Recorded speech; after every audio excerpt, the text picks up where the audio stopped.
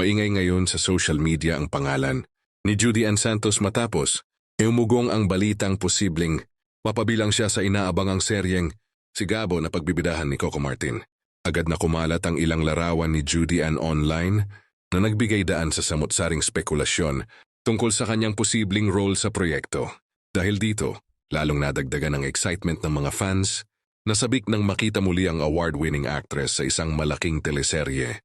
Marami ang nagkomento at nagbahagi ng kanilang paghanga na tila pinapakita kung gaano kasuportado ang kanyang fanbase sa bawat proyekto na kanyang kinabibilangan.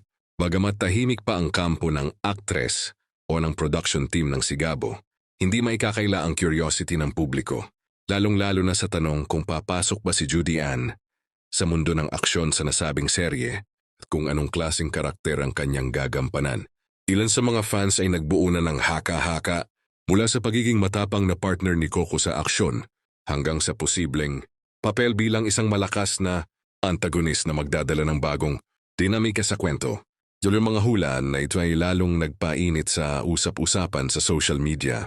Samantala, ang production ng Sigabo ay nananatiling lihim sa detalye na nagdudulot ng dagdag na suspense sa mga tagahanga.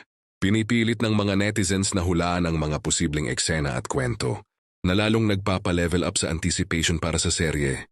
Hanggang sa kasalukuyan, lahat ay nag-aabang at umaasang makakumpirma na ang posibleng pagsali ni Judy Ann Santos sa Sigabo na tiyak na magiging isa sa mga pinakamainit na project sa telebisyon ngayong taon.